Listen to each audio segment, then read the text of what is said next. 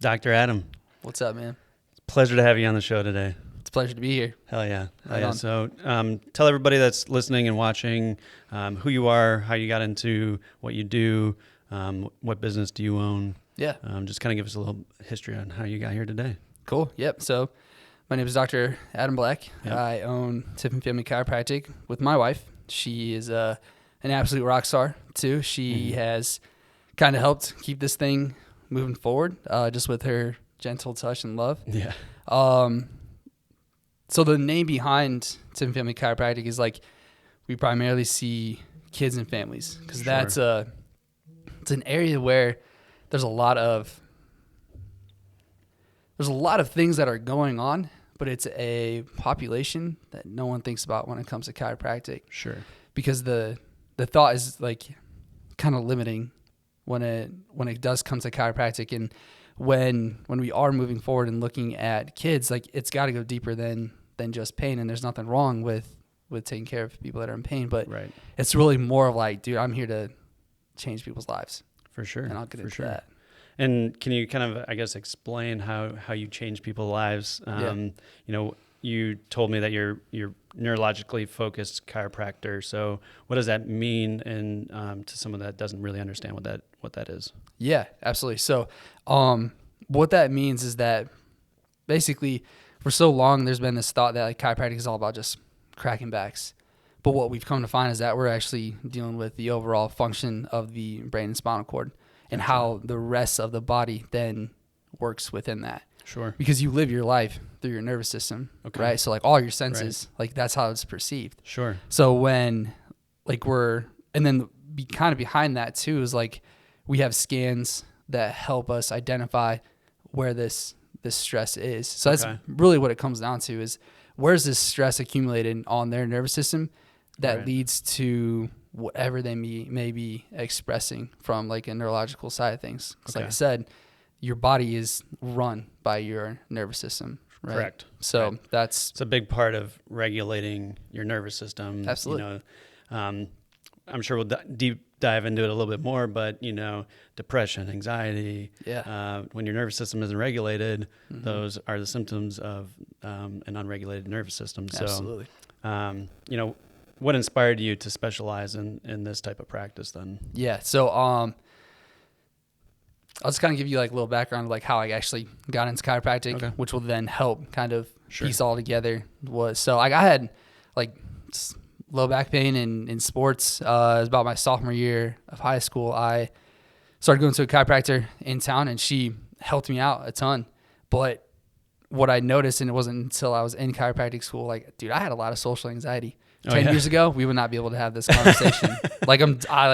That's funny and that's so serious, man. Like I remember stepping onto like the basketball court and just being zoned out, but like in a wrong way. Sure. Like I had so much anxiety that I was just going to mess up all the time. Right. Like you had so many eyes on you. So instead of like being focused on the game, you're focused on that. Yeah. Sure. Yep. 100%. Yeah. Like, I don't know if this is like too much information, but I would like, I would dry heave before sports because I was so nervous. Wow. And like, then that led into like my schooling then too. Like I wasn't a very good student. Yeah. And it's not because like I wasn't smart. Like I literally couldn't focus. Right. I literally couldn't comprehend because of the amount of stress, anxiety, all of that impeded my thoughts. Sure. Right. Absolutely. So I went for back pain, but then come to find out like she helped me with much, much more than that. And then previously I didn't mention this, but like I had 2 concussions and they were just in basketball. One, I was like completely knocked out. Really? Yeah. So like, and that's kind of what triggered the rest of this. Sure. Right. So I hope to like kind of speak into like the layers of stress that build, because it's not just one singular thing that led to my anxiety or just not being able to have conversations with people. It's a slew of things that build over time, and that's what I'm here to do, is kind of help unwind that. Okay. And when like those, like I talked about with the scans, those help identify those areas, so that we know what we're looking at. And I'm not guessing either, right? Yeah, for sure. So that's the kind of like how I got into chiropractic. It was just low back pain, but then I knew there was so much more. Right. But then I wanted to dive in and even more. I was like, all right, what's missing here again? Right. And it's kids, dude. Like there's the early, like they call it like the early childhood epidemics, and that's autism, asthma, ADD, ADHD, allergies, you name it. Like, it's going to sound weird, but you could throw a rock and hit a kid who has at least one of those 4. 100%. I mean, I grew up with allergies, asthma. My sister had allergies, you know, so yeah, I understand completely for sure. Yeah. So it was really more of like figuring out how could I get into that. Yeah. Right. Right. And it was cool because like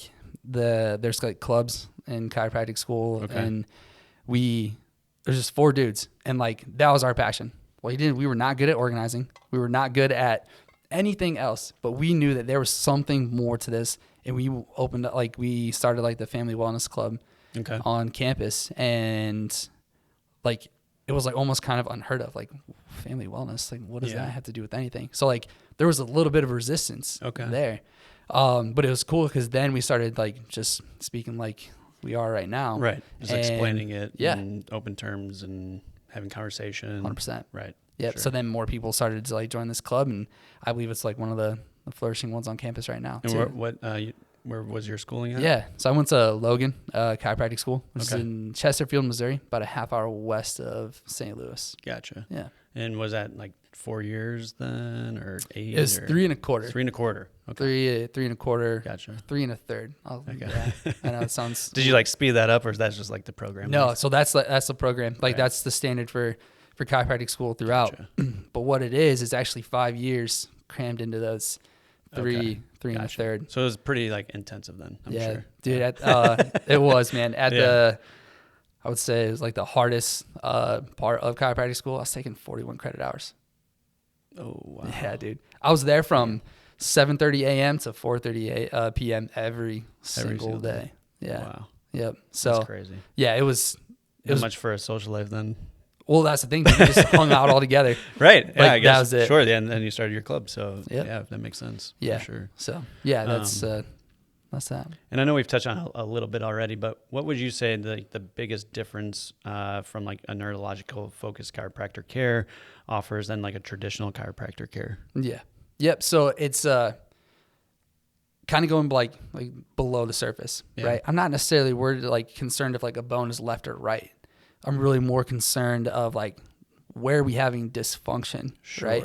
So I'll explain it like this. Like I use several analogies within the office because it just helps people kind of understand what we're looking at. Right. So 2 things that I focus on the most is gas versus brake. Okay. So we have it's 2 parts to our nervous system. All gas, no brake? No, right. There is a port to that. I'll get to that. Okay, so all like right. that's like our so we have 2 parts to our nervous system. Yeah. There's a sympathetic and there's a parasympathetic. Okay. So sympathetic is our fight or flight mode. Sure. Right? Yep. So think gas pedal for that. For sure. And then we have the parasympathetic, which is the rest and digest or recovery. Okay. And then, so think brake, right?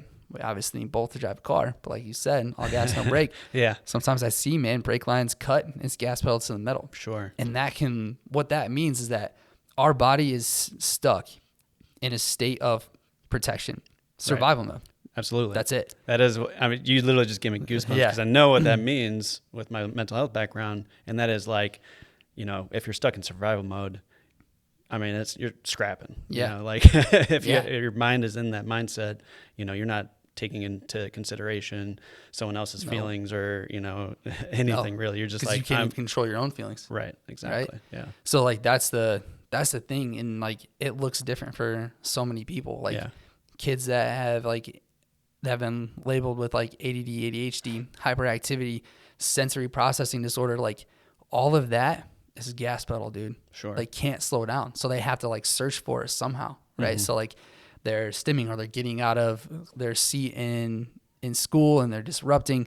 It's not that they're actually trying to misbehave. Right. Yeah. They're having a pure just neurological reaction because their body is stuck in stressed out mode. Gotcha. Right. Yeah. So I'll kind of dive into probably this a little bit more too as we go on, but like that means like if your body is in a state of survival, that's it. And it only takes what it needs and it gets rid of the rest. Right. So you can throw as many supplements as you want on it. You can change every diet in the world.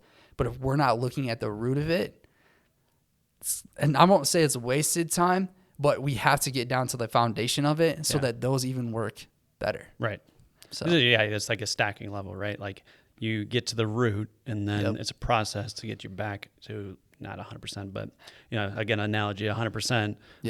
And you use those tools and your tools to kind of make that full package per se. Absolutely. Yeah, 100%. So like and then on top of the like gas versus brake, it's kind of like people ask like, so how does somebody get into that mode? Like what happens? So there are 3 things that cause a neurological disconnect or a pattern of disconnections. And it's called a subluxation. Don't worry about it. It's not going to be on a spelling test, I promise. But what that purely means is that there is something that's disconnecting between the brain and the rest of the body that's creating some sort of symptom, right?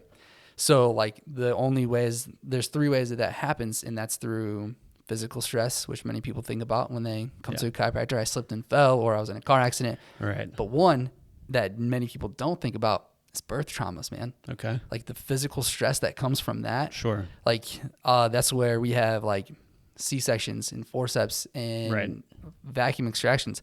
And look, all of those are there for a reason. Right. Right? Like absolutely. But they don't talk about what happens afterwards. Okay. Because there's so much like neurology, especially this vagus nerve, and I can talk into that more, but that controls so much. And if you were putting so much tension and stress up there, like you're damaging that, and that's what's creating your child to be stressed out from the beginning. Gotcha. So that's where colic and reflux come into play, or like you can simply just not console your child, right? And then like if, from my understanding, if then that root issue is never solved, and they grow up like many children do, and they get into their 20s and like, man, I got all these problems, like how can I solve them? And it's like it all stems from the birth, pretty much. Exactly. Or like not stems from, but starts there. Yeah. Because then you have life traumas and all the other traumas that just pile on top of that initial trauma. Exactly. And yeah, for sure. Yeah. So it's the last straw that breaks the camel's back, but it took 734 straws to get there. That's what we're sifting through, really. So like that plays just like a huge role. And like you mentioned, like spot on, dude, like we're told like, oh, don't worry, they'll grow out of it. They don't. Yeah. They grow into something different. Right. And like that's the crazy thing too, is like on intake forms that we have, like we send out, and it's a very detailed intake form, because I got to know like, dude, where's this all coming from? Sure. And how is this all connecting? Yeah.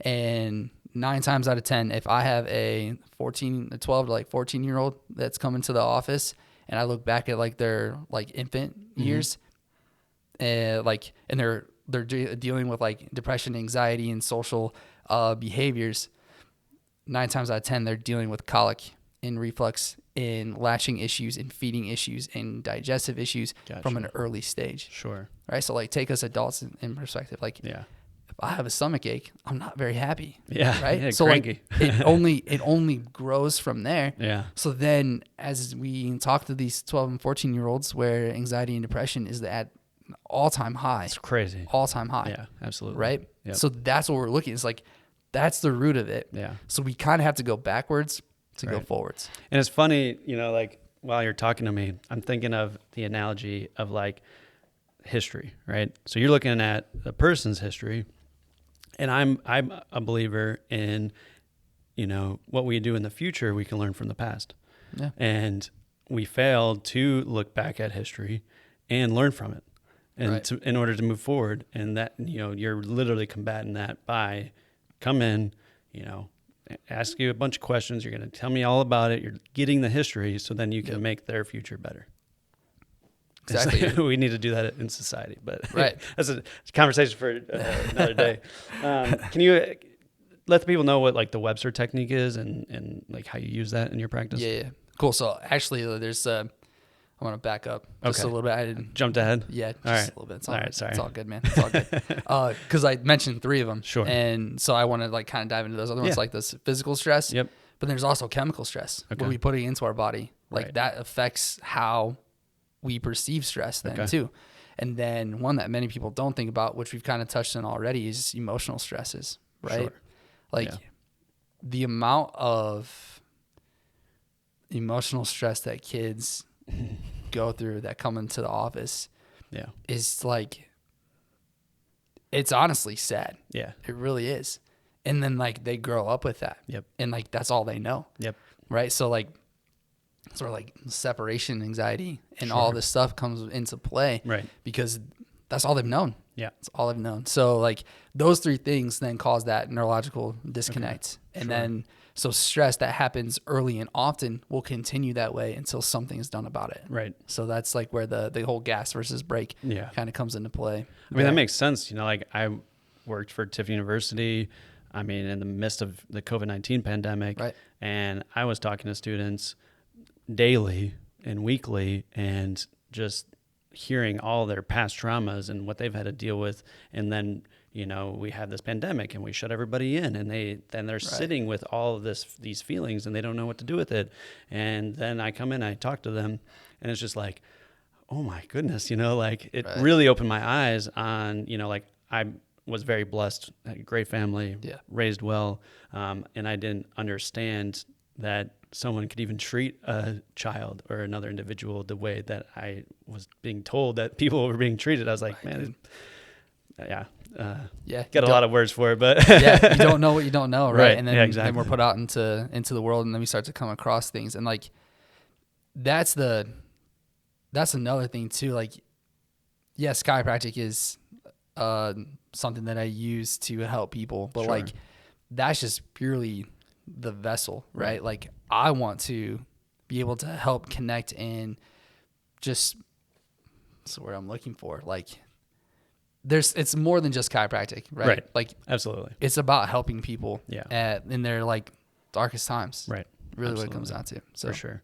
And that, again, chiropractic care is just an added tool or a benefit or a service, you know, and only one piece to multiple services that probably would really need to be used in order to get fully healthy. But and I'm sure we'll get on it about like the care plans and stuff like that. Correct. So we'll just wait for that piece to talk about it. But sweet. Yeah. So like, you're exactly right. Yeah. Like, there are so many like amazing things out there, but what we have to do is make sure that we hit neurology first. Like, that's like foundation, just like a house, dude. Like, you need a good foundation. The brain is the most important thing in our body, and it's like the least educated, you know, like that's a least topic that we educate people on. Right. And it's like, it literally runs our whole entire body. The entire system. And the nervous system, I don't even think we touched on this, runs through your whole entire body. Yeah. And so like, that's where the dysregulation comes into play. But it all stems from the vagus nerve, right? Correct. Yeah. Yes. So It's a very powerful nerve. Sure. They've done some studies that actually, like, I use the words like rest and digest. Like, yes, it helps regulate like digestion, but it regulates heart rate and respirations, but then also sensory. They found that like 75% of like what the vagus nerve does is from a sensory side of things. Okay. So like what we perceive. Sure. And then the other 25% is motor. Gotcha. So like, meaning that whenever, let's just take like throwing a baseball for an example. Okay. Right. Like, sure. There's that motor pattern to it, but like, you have to feel the threads and you have to like consciously think about like where this ball is going. Right. Right. Sure. So like, this is probably going to kind of break a few myths here, but like, there's no such thing as muscle memory. Okay. It's really more that your nervous system has remembered that motion over time. So it's like your muscle doesn't remember it. Gotcha. Your nervous system has created a pathway. It's called neuroplasticity. Sure. I've heard that term. Cool. Yeah, Sweet. Absolutely. So to break it down for people that's like, what does that mean? Is neuro means brain and plasticity means plastic. For years, we thought that the brain, like, as soon as you got to a certain age, that was it, man. That was the capacity that you could not learn anymore. Sure. But we've come to find that like people learning new languages, martial arts, whatever it may be, because of that neuroplastic pathways. Sure. It's basically saying that nerves that fire together, wire together. Right. And that's, if I had to like 30 seconds or like 10 seconds to explain what chiropractic is, I would say neuroplasticity and just call it good right there. Gotcha. Because that's what it is. It's to help rewire those pathways that have been created over time. Sure. In a positive manner, right, rather than a not so positive manner. Absolutely. And that's like, again, going back to the brain and mental health and like seeing a counselor and the techniques and strategies that counseling uses is to kind of rewire your brain into a certain thought pattern. Correct. But like you said, you can change your thought pattern, but if you don't get to the root of the cause, then those issues are still there. Yeah. Right. Yeah. So sometimes I'll talk about this in the office to kind of give like a contrast to it. It's like addiction, right? Like nobody wants to be addicted. Right. Right. But that means that your nervous system took that in and it displayed that neuroplasticity, and that's all it knows. Right. So that's why we keep reverting back to that addiction. Sure. So the positive side of it is if it can happen negatively, why couldn't it happen positively? Right. That's where all the other things that do come into play, like chiropractic, like yoga, like working out, because you're now bringing positive influence, good stress into your system so that your body can then respond accordingly. That makes sense. Right. For sure. Sweet. Does that then now tie into the Webster technique? Or? I can get into that. Yeah, I can get into that. Or is that something different? So the Webster technique is really specific towards pregnant women. Okay. Right. So what it's based on is in the, I'm probably gonna get this date wrong, but like I would say like early to mid 90s, there was a chiropractor who developed it. And just so you know, with chiropractic, like when somebody makes a technique, they just name it after themselves. Makes sense. It's not ego driven at all. Yeah. I promise. But like to make it probably just super straightforward. So it's called the Webster technique because of Dr. Webster. Sure. But what it does is that it's based on the round and broad ligament that is connected to a woman's uterus. Okay. Right. So he developed this technique because he saw the increase of what C-sections were happening. Right. Gotcha. And again, like C-sections are there for a reason, but what we don't talk about is what that does to a very influential, fragile, tiny nervous system at that time. Sure. Right. Gotcha. So like it's there for a reason, but we have to then make sure that it's addressed. Gotcha. So it's there to help provide space within the uterus so that the baby can fall into optimal birthing position. We're not flipping a baby at all. I just got to make sure that that's known because like there's a lot of rules and regulations with that. Okay. But those ligaments have muscle-like tendencies, meaning they can either lengthen or shorten. Okay. So if they shorten, that means that pulls that baby off to either that right or left side. Gotcha. Which then, if you've probably seen it before, that if you're looking at a pregnant woman, that baby's like off to the right because that ligament is so tight. So then the baby just kind of gets stuck in there and it's just, I'm comfortable right here, right? So then that's where breech babies come into play. Okay. So like whether they're transverse or feet down. So transverse is just like the baby's sideways. Okay. And then there's like a foot breech where the baby's foot down, where the most ideal birthing position is the head down, right? Head down. Yeah. Exactly. So that's where we've been able to then incorporate that into pregnancy care as well. Because like if I can help a mom have a less stressful pregnancy, which then in turn hopefully leads to a less stressful birth, right? Which then leads to an all less stressed kid coming to an already stressed out world. Sure. Right. So like that's the goal. Like that's why we want to take care of families and kids and pregnant women because that's literally the conveyor belt of what happens. So if mom is stressed, baby's stressed. Right. Stress birth, stress kid. Yeah. Like that's simple. So at the standard pregnancy is 40 weeks, correct? So is there a specific timeline or time frame when it's best to maybe come see you to even just if someone's curious, like, oh, maybe they don't know if their baby is off to one side or not. They're just like, I'm curious to see if this is an issue. Yep. Is there a specific like time frame during the pregnancy where it's best to kind of maybe get ahead of it versus, waiting too long? Yeah. What we recommend is as soon as really conception, because like it's about it's about position, but it's also about regulating mom's nervous system. Gotcha. Because there's a power cord that's connecting mom to the baby, and that is the umbilical cord, right? So that's how baby gets nutrients and everything, but that's also how that baby is connected to mom's nervous system. So kind of going back to if mom's stressed, then baby's stressed. Yeah.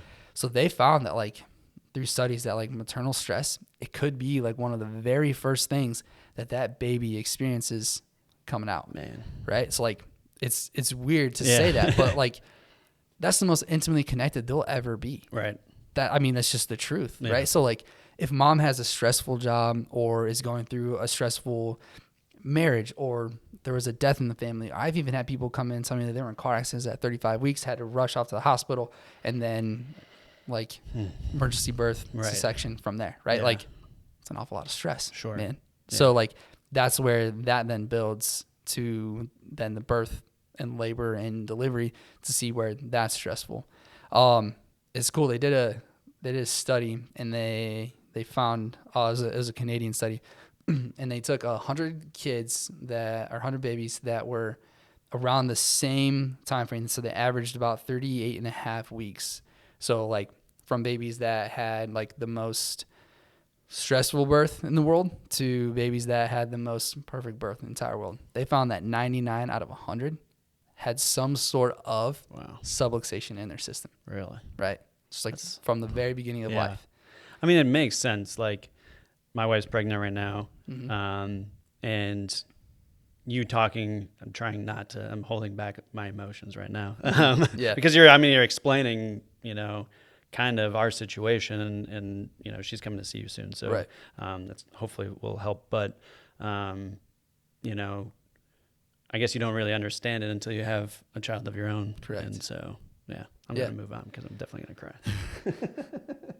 But anyways, we're talking about all this stuff, and, maybe somebody is a bit more skeptical than like someone like myself. Right on. And I would say that our society probably doesn't do a good job of educating everybody on the importance of everything that we're talking about today. Yeah. And that's probably why they're skeptical. Mm-hmm. So outside of like communication, what evidence or maybe even share a success story that you can share with everybody that's listening. Yeah, cool. So I'll first state that there are resources out there that talk about exactly what I'm talking about here. And the great thing is like I've had mentors that have gotten me to this area. And so I'll just name a few. So like one of them is Dr. Tony Ebel, who's like the leading pediatric chiropractor, and in my opinion, in the world. And I think many people who will hear this from the pediatric chiropractic world will also say the same thing. Okay. And then and he's in Crystal Lake, Illinois. And then my mentor, who I talk to often, Dr. Luke Reinhardt, he is in Columbus. And I've learned so much from them to get to this point, to then be able to say, like, these are the resources that you need. And then they just compiled all these resources in. So there's a website. It's called PX Docs. So PX and then DOCS.com.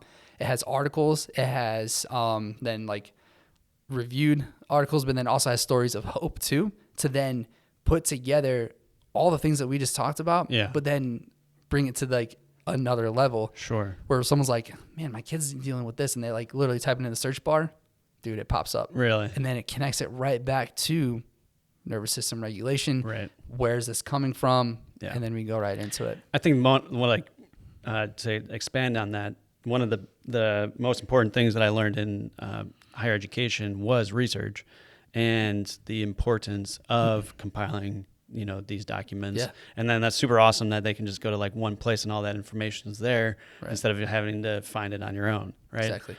So that's super cool. Do your research, understand it and seek out, expert advice.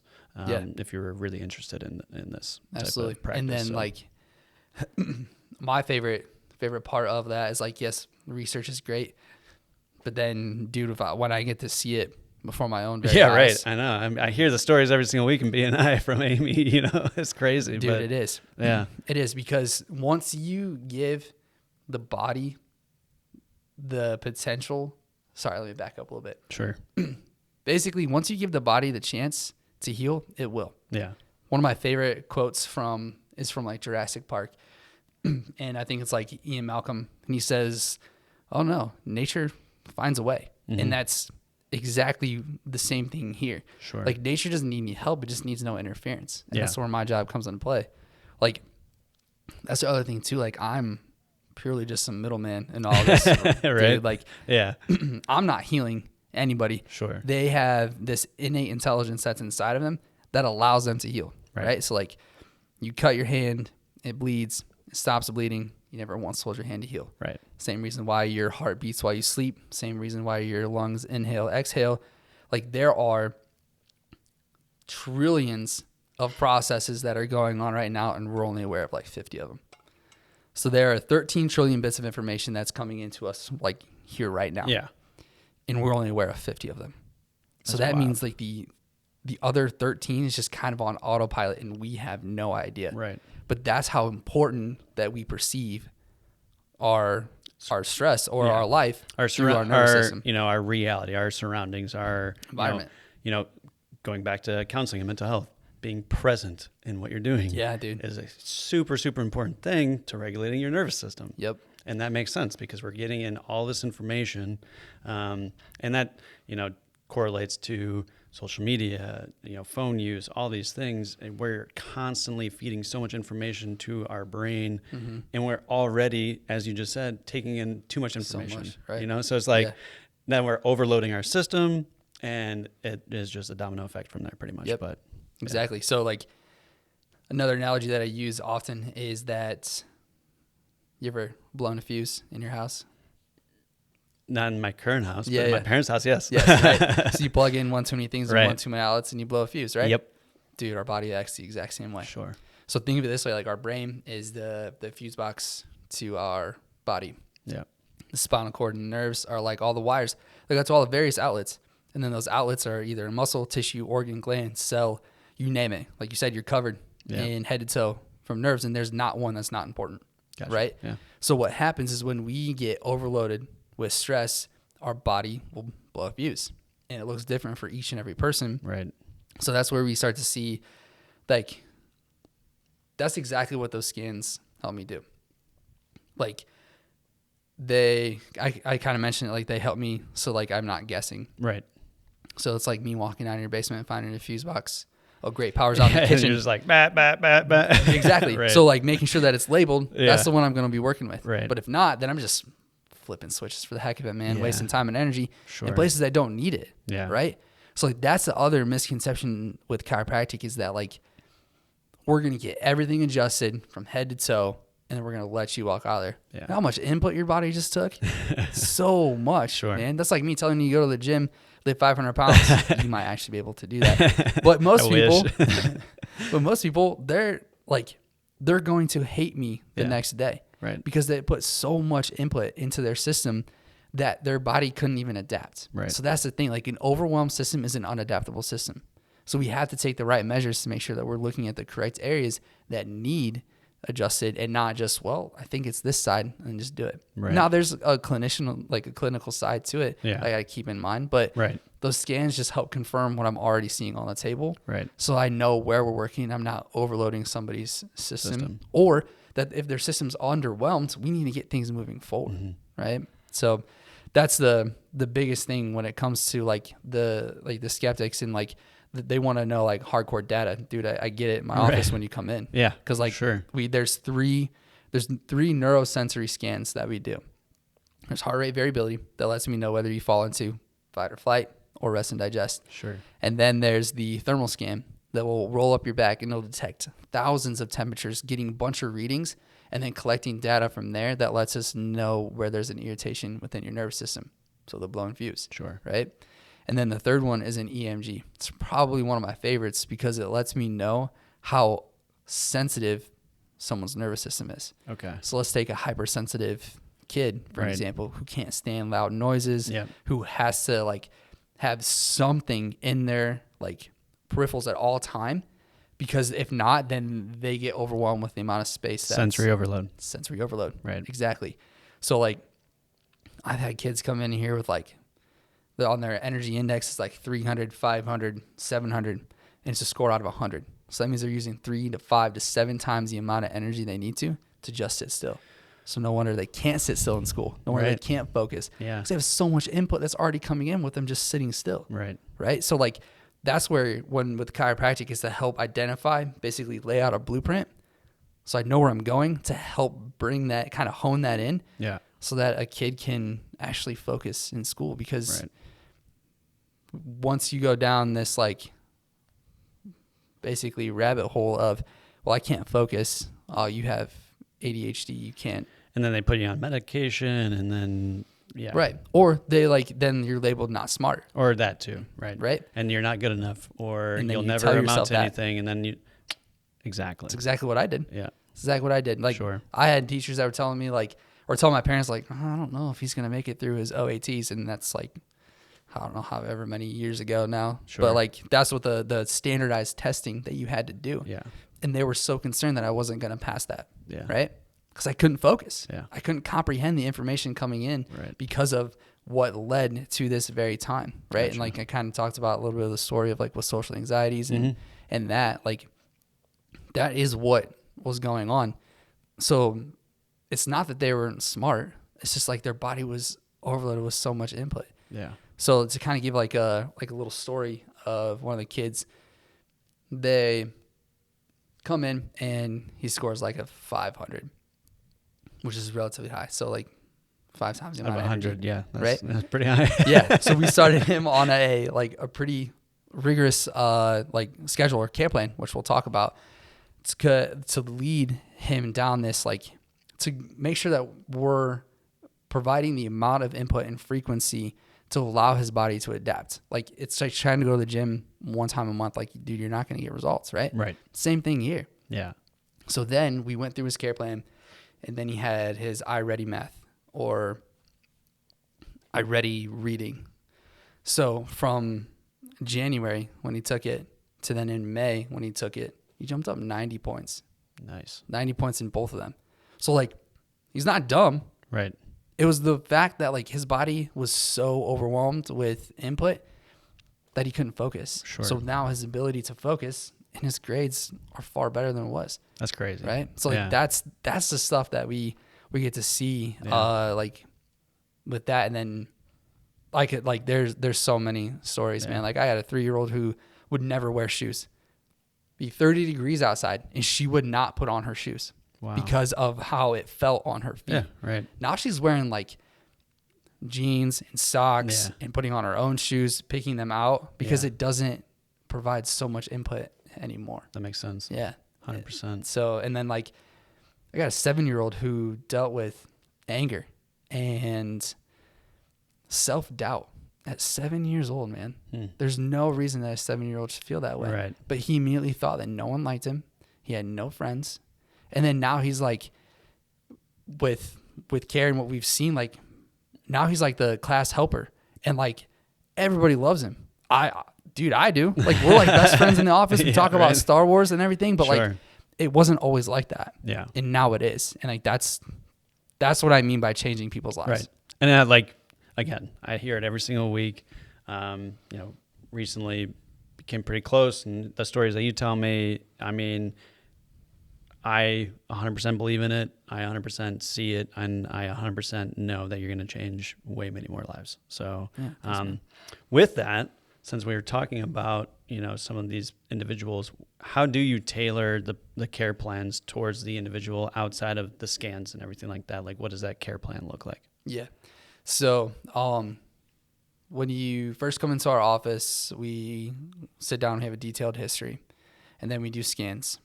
And then you have a report of findings. So I take the information that we talked about in the history. Yeah. And then I take the information that I see on the scans, and then I just marry the two. Gotcha. Right? So I'm connecting your story to these scans to show you, one, you're not crazy. Right. That there is something which going on. Which is important, right? Yeah. Validation is hella important in this type of stuff. Dude, it's so crazy. You would not believe how many moms are in there oh my gosh, I am not crazy. Right? So that's the whole, like you said, validation. And then it lets them know why they're here. Right. Right? I want people to know why they're here, not just because someone told them to come here. Because them knowing why is how we get work done. Absolutely. Right? So those scans and that history then help dictate the care plan. Right. Okay. So if it's a level of severity, then their frequency and their duration is longer. Gotcha. And that's to provide momentum of input, not necessarily make sure that a bone is staying in place. Are there any specific techniques or considerations for each group or age group? Absolutely. So they're about shy of 300 different chiropractic techniques. Really? Yeah. Holy shit. You're right. So, pardon my language. So the way that I take it is that I don't want a technique to dictate how someone gets taken care of, because what it means is like there's like protocols involved, and then you're putting someone on the table, and then you go through those protocols for each and every person. Nobody's a textbook, man. Right. So like, again, like I feel like I'm kind of beating a dead horse with these scans, but those scans then help me know what are they going to respond to better, right? So my job is to have as many tools as I can in the toolbox and utilize them according to their needs, not based on what my technique says. And there's nothing wrong with techniques, dude. Like there are so many amazing techniques out there that they do exactly what we talked about, that are neurologically focused, that provide so much results. Yeah. But then we get technique ego, and that's what happens. My technique is better than this technique, and absolutely. And again, then you're just like labeling a person like you need this. Correct. And it's like, well, they could also need X, Y, and Z. Right. And then we forgot the who behind it. It's about them. It's not about our technique. It's not about the tables. It's not about all this fancy technology. It is so much more about them and finding what works best for them. For sure. That's it. For sure. And, you know, I think this is like a perfect segment. You empower the families to, you know, take charge in this with your care plan. You can give them all the information, show them all the proof, but at the end of the day, it's really up to them to follow that. You're exactly right. Yeah. You're exactly right. Yep. So what do you do to encourage them to continue to follow that plan? Yep.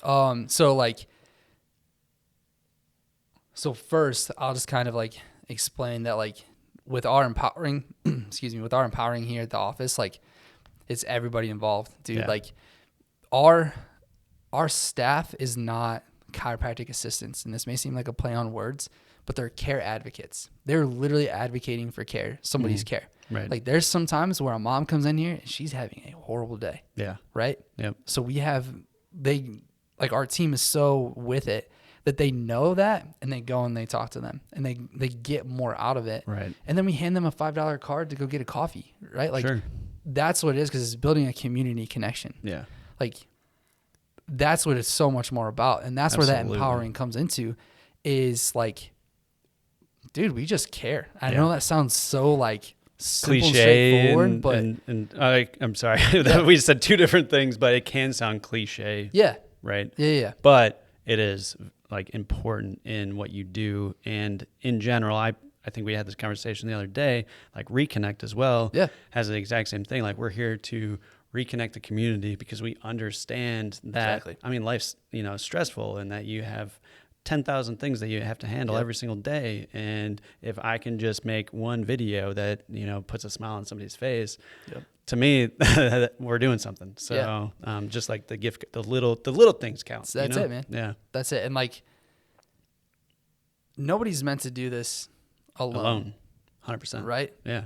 So like, that's why Tiffin Family Chiropractic actually exists. Sure. Is because we want to be a part of a community and be a part of the community and literally care for them, not just from a health standpoint, but from like a life standpoint. Yeah. Because they go hand in hand. Like, they're not separate. Sure. They're in there together. So like, but then some like other practical things then too is like, 10 minutes in here with me, 5 to 10 minutes in here with me, right? Mm-hmm. So what are you doing the other 23 hours and 50 minutes every day, right? Yeah, for sure. So you can't come in here and get adjusted and then treat your body like crap. Yeah. Like, you have to do the right things. Yeah. But the awesome thing, and I'll just kind of give like another little like testimony, is that usually when someone starts care, it's a healthy domino effect. They then take the steps into like, I'm going to start eating healthy, or I'm going to start working out. Yeah. There was a mom that came in and just care specifically for her, that she went through a rough time when she was on her like fitness journey. She didn't have the right coaches that gave her encouragement. They actually just like disciplined her. Yeah. And they picked her apart of like, even the stuff that she did good, it wasn't good enough. Right. Right. So like, she was like, I'm out, dude. This sucks. Like, why would I want to do this if you're just going to constantly tear apart the things that I feel like I'm doing right? Right. I just told her, you can do anything you want. Yeah. Right. Like, I'm not here to restrict you from anything. Right. And she's been a part of Care for maybe less than a month now. She's training for a 5K. When last year she didn't pick up a weight, she didn't walk on a treadmill. Wow. Nothing. Yeah. So like that empowerment, that encouragement, right, then led to her body, like me, just being like, your body's designed to do this. Yeah. As simple as that. Right. And I'm here to help you reach those goals of what you want. And so she's taking daily walks. She's doing like dance party workouts with her young daughter. And that's just even, it's a ripple effect, honestly. Like her daughter is seeing her do it, right? Which then only allows her daughter to then know that I can do it. Sure. Right? Yep. I mean, the empowering thing and, belief just in yourself or belief in empowerment is so important. I personally believe, I'm been trying to think of his name and I would butcher it if I even tried. Actually, Jim Quick, I think is that, have you heard of his name? Sounds familiar. But anyways, he has a very similar story of growing up and being told that he's not smart and you can't do this and you can't do that. And then he, met with his buddy's dad, I believe, and his buddy's dad was like, why are you listening to those people? You can do whatever you put your mind to. Right. And like that saying again is a little bit cliche, is you can do whatever you put your mind to, but truly, if you believe that you can do whatever you put your mind to, it happens. It works. That's how I am where I am today, is because I told myself that if I believe in myself, right, and I know that I can do it, if someone else is doing it, I can do it. Yeah. And again, here I am today. Right. And, it's all just from that little empowerment of if you put your mind to it, you can do it. Right. So, and then basically too, like picking weeds, man, getting the people out of your life that don't support you in that. Sure. Absolutely. Like, dude, that's bring huge. You down the negativity, get rid of it, cut that out. Right. Yeah. So that's where, like, again, like we've been talking about cliches, but like as you get older, your inner circle gets smaller. For sure. Right. Yeah. So not like my best friends are like my financial people, which sounds so weird and so old, man, but it's true. Like, because we're all on the same page of that. Like, our profession is just a vessel to continue to help people whatever way, which then goes right back to the whole point of REconnect. And that's why I love it, man. And Thank you. It's super stoked to be part of it. Appreciate that. Yeah. I believe that's a great note to end the podcast on, dude. So great job. Heck yeah, man. Keep helping people. Can't wait to see where you take your business, man. Try and stop me, man. I won't.